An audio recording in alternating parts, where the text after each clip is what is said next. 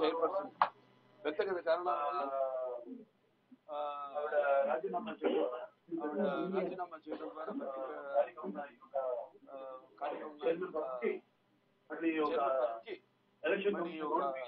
ద్వారా election commission notification election ఏర్పాటు చేయడం జరిగింది.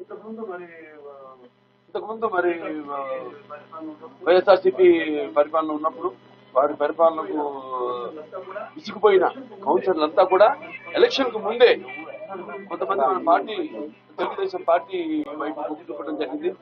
వాళ్ళు పార్టీలో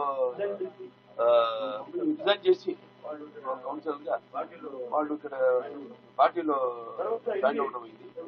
తర్వాత ఎన్డీఏ కూటమి ప్రభుత్వం వచ్చాక కూడా కొంతమంది మళ్ళీ పార్టీలోకి జాయిన్ అవ్వడం జరిగింది. కౌన్సిలర్ గా కొనసాగుతున్నారు. పార్టీకి రిజైన్ చేసి వాళ్ళు ఇక్కడ తెలుగుదేశం పార్టీలో మాకు మద్దతు తెలపడం జరిగింది. ఇప్పుడు మన డివి రమేష్ గారు హిందూపూర్ మున్సిపాలిటీకి 22వ చైర్పర్సన్ గా ఎన్నికవ్వడం చాలా సంతోషించదగ్గ విషయం. అంటే అటు కౌన్సిలర్ వాళ్ళంతా కూడా ఏదో అభివృద్ధి చేసిన అభివృద్ధి ఈ 5 ఏళ్లలో గత 5 ఏళ్లలో ఏం అంతా జరిగింది శూన్యం. కాబట్టి వాళ్ళు ఇందులో భాగస్వామి పంచుకోవాలి అన్న తపనతో వాళ్ళు వేసిన ఓట్లు ఎవరైతే ప్రజానికం వాళ్ళు గెలిపించారో వాళ్ళందరికీ న్యాయం చేయడం కోసమని వాళ్ళు ఇందులో భాగస్వామ్యం పంచుకోవడానికి మరి ఇందులో ఈ రమేష్ గారిని ఎన్నుకోవడం జరిగింది.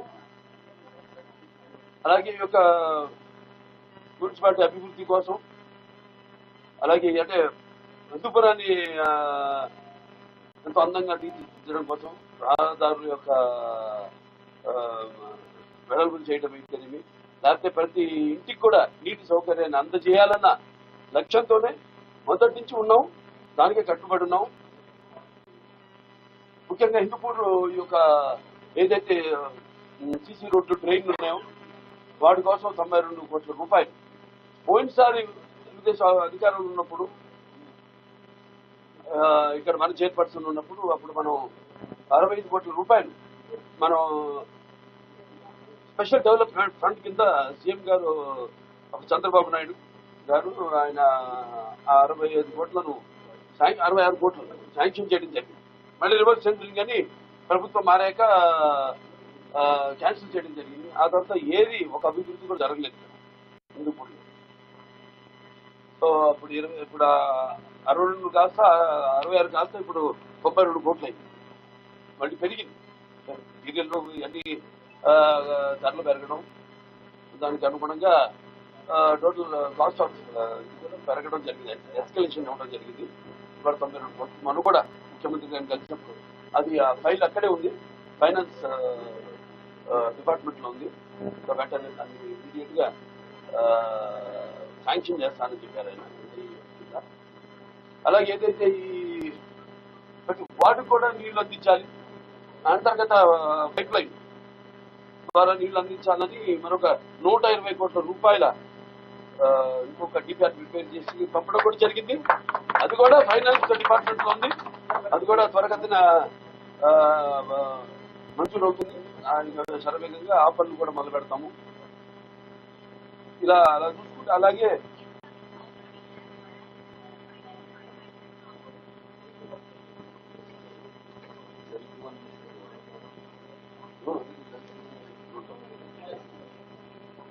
మన ఏదైతే డంపింగ్ యార్డ్ ఉందో దాన్ని కూడా ఇప్పుడు ఏదైతే పిట్ కాలేజ్ ఉందో అక్కడికి మొత్తం డంపింగ్ యార్డ్ని అక్కడికి షిఫ్ట్ చేసి మొత్తం ఈ నగరాన్ని ఎటువంటి పారిశుద్ధ్యం లేకుండా కఠినమైన చర్యలు తీసుకుంటడం జరుగుతుంది.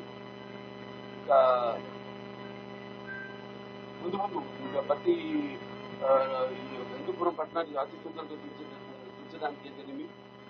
మిగతా అన్ని సౌకర్యాలు కలగజేయడానికి ఈ కాకుండా ఈ 92 120 కోట్లు కాకుండా ఇంకో 100 కోట్ల రూపాయల ప్రపోజల్స్ పంపించడం కూడా జరిగింది. అది కూడా శరవేగంగా మనకి ఆమోదం వస్తుందని తెలియజేయడానికి ఎంతో సంతోషిస్తున్నాను. మొన్ననే చీఫ్ గారిని హైదరాబాద్ కలిసినప్పుడు కూడా వెంటనే పని మీద వెళ్తున్నాం, వెంటనే మీ యొక్క సహాయ సహకారాలు ఆయన ఎప్పుడు ఒక మంచిపురం ఒక ప్రత్యేకమైన, ఎందుకంటే ఆయన కూడా చెప్పారు మొన్న, ముఖ్యంగా మా బాలయ్య కాదు ఇక్కడ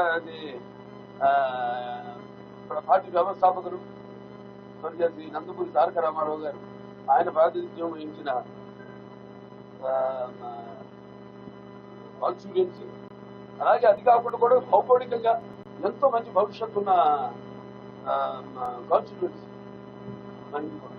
పక్కనే ఎయిర్పోర్ట్ ఉండవు కానీ, లేకపోతే ఆనాడు నాన్నగారు ప్రారంభించిన పారిశ్రామిక వాడైతే కానీ, లేకపోతే తర్వాత చంద్రబాబు నాయుడు గారు ఏదైతే అనుసంధానం చేసి హెచ్ఎన్ఎస్ఎస్ వీళ్ళు అందించడం అయితే విలువ భగీరథుడు అయినా, అలాగే కియా లాంటి పరిశ్రమలు రావడం అయితేనేమి, ఇప్పుడు ఇంకా ఎన్నో పరిశ్రమలు ముందుకు వస్తున్నాయి, చర్చలు జరుగుతున్నాయి వాళ్ళతో, వాళ్ళకి కావాల్సిన అవసరాలు వాటిలన్నింటినీ కూడా త్వరగతిన హిందూపురం ఒక తలమానికంగా మన రాష్ట్రంలోనే నిలబడానికి అందరి శాసకులు అందరి కౌన్సిలర్స్ ఇప్పుడు అందరికీ వారికి మీకు ప్రభుత్వ అధికారులకు అయితే మీకు మీ అందరికీ బాధ్యత అందరికీ కూడా అయితే నేను మా కృతజ్ఞతలు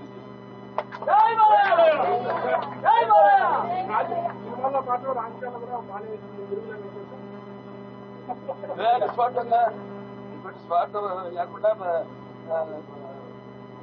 ఇప్పుడు మన నియోజకవర్గం అభివృద్ధి కోసం ఎప్పుడు మేము పాటుపడింది దృష్టి ముఖ్యంగా హిందూపురం అభివృద్ధి చేయడం పార్టీకి ఎప్పుడు ఎటువంటి సేవలో ఉన్నా అవసరం వాళ్ళకి అందుబాటులో ఉంటుంది. ఒక ఈ హిందూపురాన్ని కాదు, ఆ రకంగా ఆ సేవలు వాటి బలపరచడానికి తెలియదు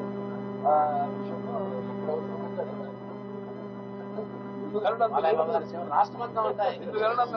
సందేహం అనతో ఎందుకు పద్మభూషణ్ బాలయ్య గారికి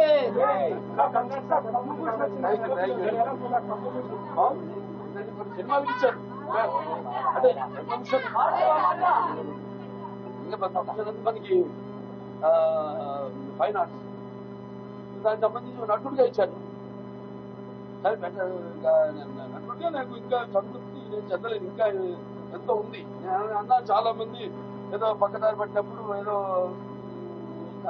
కనుమరుగు అవుతున్నప్పుడు అప్పుడు ఏదో కొంచెం ట్రాక్ మార్చడం క్యారెక్టర్ ఆర్టిస్ట్గా కానీ అలా నేను 4వ హిట్ నా ప్రేక్షక దేవుళ్ళు నా అభిమానులు అయితే